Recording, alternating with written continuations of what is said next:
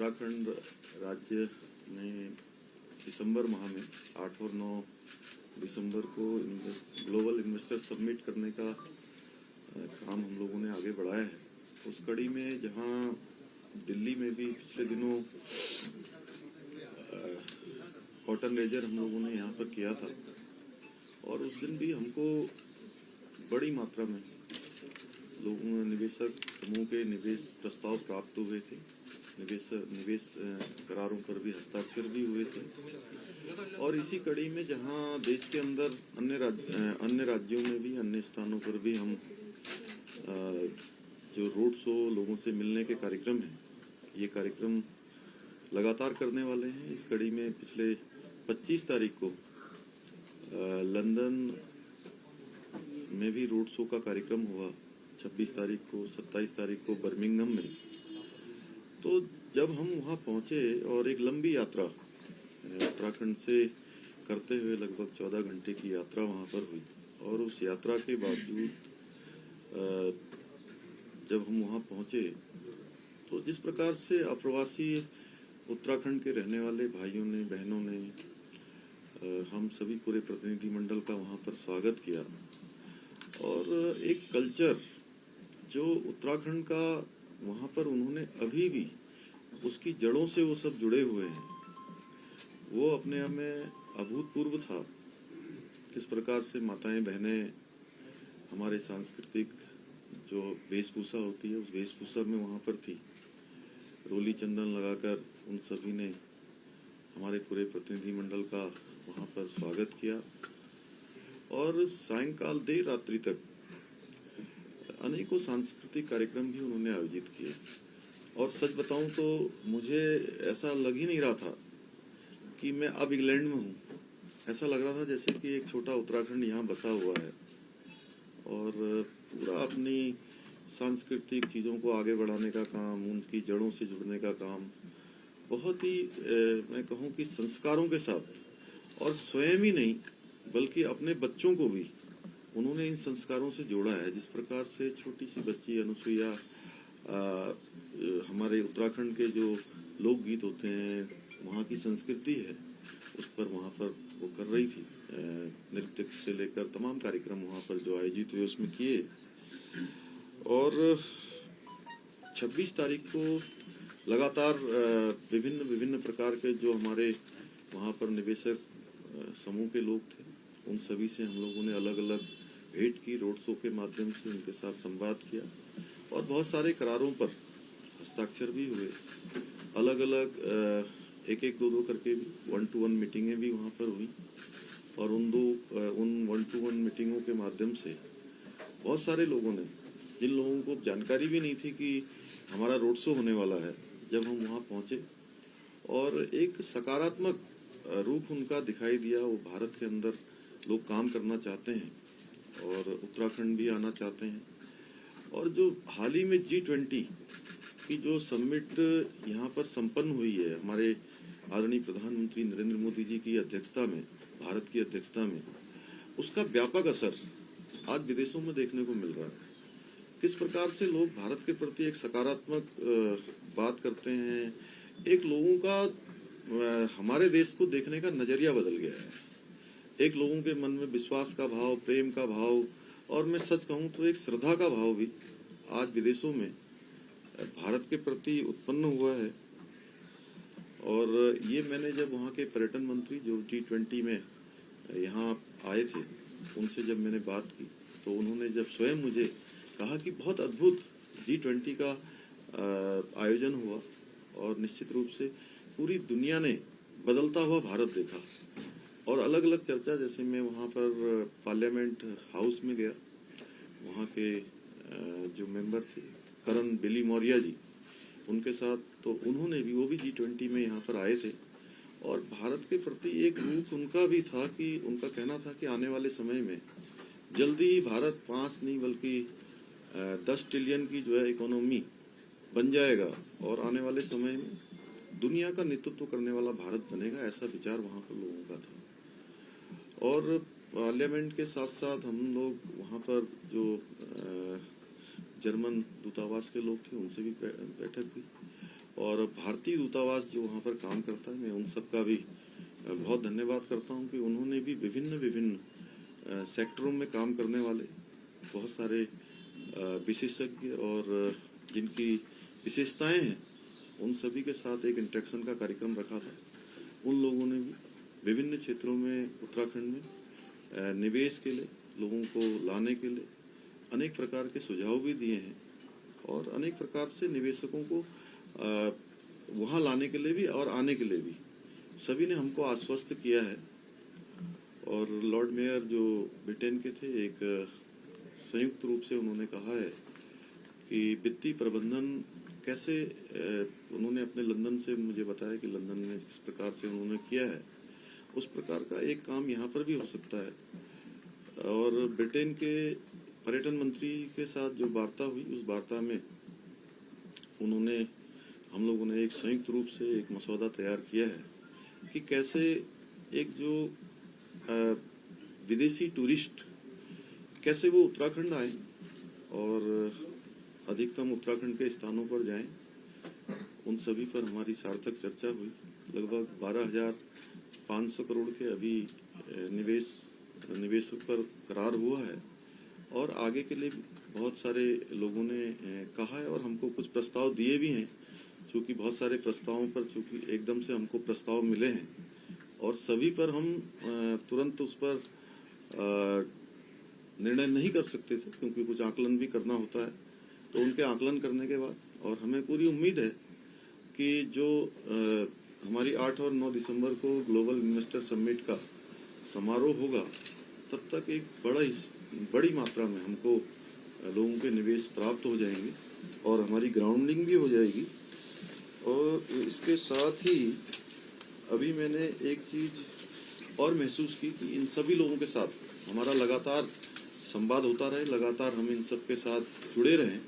उसके लिए कहीं न कहीं अप्रवासी ये जो भाई बहन हैं उन सब के साथ समन्वय स्थापित करने के लिए और निवेश प्रस्ताव से संबंधित सभी कार्रवाई तेजी से आगे बढ़े, किसी को परेशान होने की आवश्यकता न पड़े। कई बार विदेश के लोग जो राज्य से, हमारे देश से दुनिया में अपनी मेहनत से, अपने परिश्रम से एक मुकाम हासिल करके बहुत सारा काम कर रहे हैं और वो यहाँ निवेश करना चाहते हैं, तो उनको कई बार रास्ता नहीं मिलता कि वो किस रास्ते से आए। तो हमने ये तय किया है कि उत्तराखंड में हम मुख्यमंत्री कार्यालय में एक अप्रवासी उत्तराखंडी सेल भी बनाएंगे जो इन सब पर त्वरित रूप से कार्रवाई करेगा।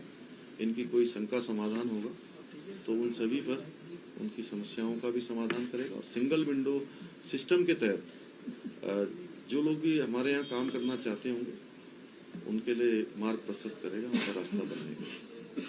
तो धन्यवाद आप लोगों का। और कुछ पूछना होगा? कितने का प्रस्ताव भी आप तक मिला है? अभी 12,500 करोड़ के प्रस्ताव हमको प्राप्त हो गए, उस पर हमारे निवेश पर करार हो गए हैं और अभी बहुत सारे लोगों ने हमको और भी प्रस्ताव दिए हैं। जिस पर निर्णय होना बाकी है उसको कितने का प्रस्ताव होगा? नहीं, एक बड़ी संख्या है और इसमें अलग अलग लोगों ने कहा है, चूंकि सेक्टर के लिए ज्यादातर सेक्टर हमारे यहाँ पर टूरिज्म सेक्टर है, हेल्थ सेक्टर है और एजुकेशन का सेक्टर है और प्राकृतिक खेती के संबंध में है। तो अनेकों क्षेत्रों में लोगों ने अपनी इच्छा व्यक्त की है और स्वास्थ्य के क्षेत्र में भी एक से अच्छे से प्रस्ताव हमको प्राप्त हुए हैं। जो कैंसर के क्षेत्र में, ब्रेस्ट कैंसर के क्षेत्र में काम करना चाहते हैं, उन सभी को हमने आमंत्रित किया है और कुछ लोग अभी हमको दिल्ली में भी मिलने वाले हैं। अगले 4 तारीख को दिल्ली में भी हमारा यहाँ सभी लोगों से मिलने का कार्यक्रम है।